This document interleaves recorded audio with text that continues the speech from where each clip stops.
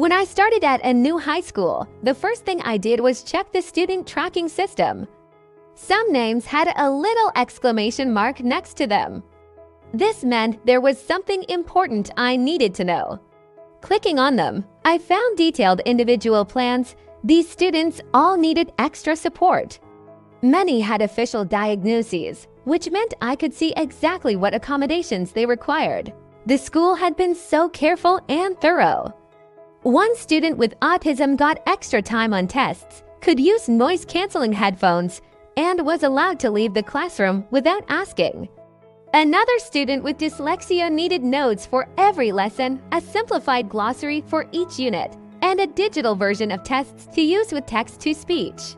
A third student with ADHD had to sit in a specific seat near the door, and after I finished an explanation, he could take a 5-minute break to reset. I just had to remind him to come back on time. Every one of my classes had several students with these kinds of arrangements. It was a ton of extra prep work, but with no extra time given. Meanwhile, my colleague teaching different classes had almost no special arrangements to worry about. It seemed a bit random, but then I started noticing something that really bothered me. There were students without a diagnosis who were clearly struggling. They also needed support, but they didn't qualify for it.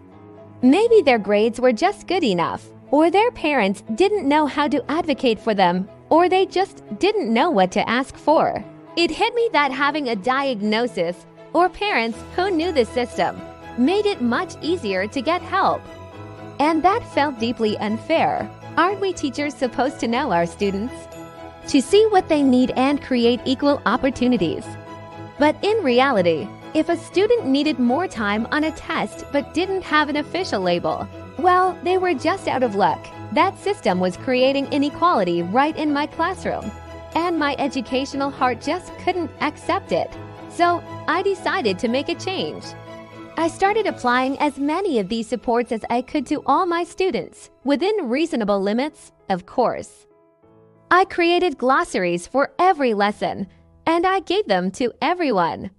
I made all my tests available in a digital format with built-in read-aloud tools. Any student who brought headphones could use the text-to-speech feature, and I even kept spare headphones in my classroom just in case.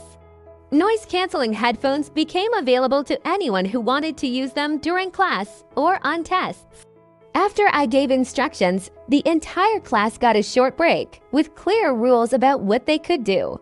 I added short explanation videos to the study guide so students could rewatch instructions whenever they needed a reminder. I stopped punishing missing homework and started sharing all the answer keys. Why?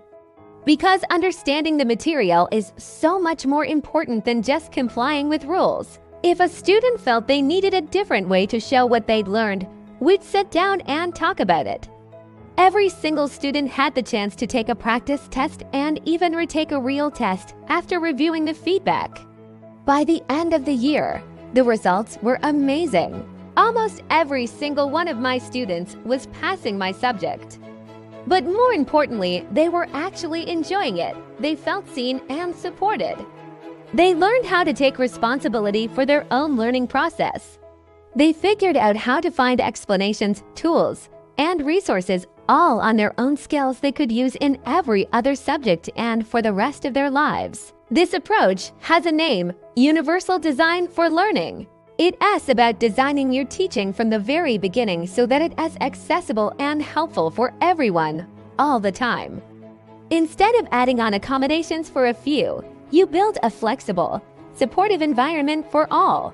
Thanks for watching, and don't forget to subscribe for more insights on making education work for everyone.